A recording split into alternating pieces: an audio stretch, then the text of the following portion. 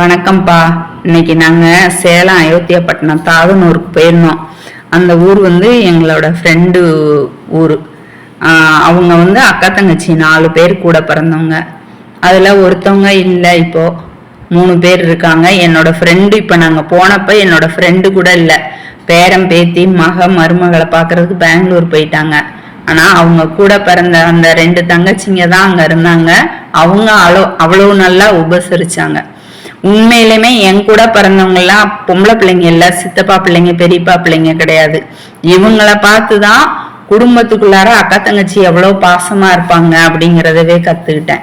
நிஜமாவே எனக்கு ஐயோ நமக்கு ஒருத்தவங்க இல்லையே அப்படின்னு நினைக்கிற அளவுக்கு தான் அவங்க இருப்பாங்க. அது மாதிரி உறவினர்களை விருந்தினர்களை எப்படி உபசரிக்கணுங்கிறத கூட நான் இவங்கள்ட்ட இருந்து தான் கத்துக்கிட்டேன். நாங்க எல்லாருமே அங்க பிஹெச்எல்ல இருந்தப்போ ஒன்னா ஒரே இடத்துல இருந்தோம். எந்த சமூகமும் ஜாதியும் பார்த்து நாங்க பழகல. மனுஷங்களா உறவுகளா நாங்க இருந்தோம்.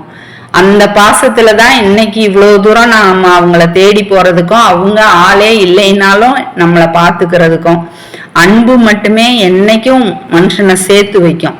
அதுக்கும் மேல யோசிச்சோம்னா அது ஏதோ ஒரு வகையில பிரிச்சு விடுறதுக்கு தான் பார்க்கும். அவர் அந்த பிள்ளைங்களோட அப்பா ஐடிஐல வேலை பார்த்து ரிட்டையர்ட் ஆனவர். அந்த ரிட்டையர்ட் ஆனதுக்கு அப்புறம் அந்த தோட்டம் மட்டுமே உசுரா நினைச்சு அவ்வளோ நல்லா உருவாக்கி வச்சிருக்கிறாரு. அந்த வாட்டர் ஆப்பிள்னு சொல்றது செவ்வாழையெல்லாம் மரத்தோட பழுத்து கிடக்கு. அவ்வளோ நல்லா இருந்துச்சு பாக்குறதுக்கு.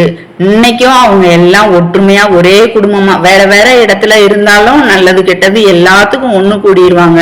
இன்னைக்கு அவர் வயசாயிட்டாரு, வேற யாரும் இல்லைன்னு 2 பிள்ளைங்க இங்கேயே இருந்து பாத்துக்கிறாங்க. என்ன நம்ம அதாவது முற்பகல் செய்யின் பிற்பகல் விளையும்ன்றது அவங்க அம்மா அப்பா அவ்வளவு இதா இருந்தது. பிள்ளைங்க ஒற்றுமையா இருக்கிறாங்க. இன்னைக்கு அவங்கள தாங்கி நிக்கிற தூண் மாதிரி இருக்கிறாங்க. பாக்குறதுக்கு அவ்வளோ நல்லா இருந்தது. அன்பே எல்லாத்துக்கும் அடிப்படையானதுன்றத அவங்கள்ட்ட இருந்தெல்லாம் நம்ம கத்துக்கிறோம். இங்க இருந்து போயிட்டு இருந்தது ரொம்ப சந்தோஷமா இருந்தது. எங்க பிள்ளைங்க எல்லாம் ஃபோன் பண்ணி பேசினாங்க. சித்தி சித்தப்பா அப்படிதான் கூப்பிட்டுக்குவாங்க.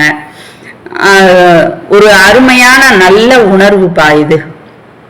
அவங்க எங்கெங்கயோ இருந்து ஒரு கிராமத்துல நகரத்துல இருக்கிற மாதிரியே எல்லா வசதி வாய்ப்புகளோட இருக்கணும்னு அந்த வீடு சூழல் எல்லாம் முன்னாடியே உருவாக்கி வச்சிருந்தாங்க.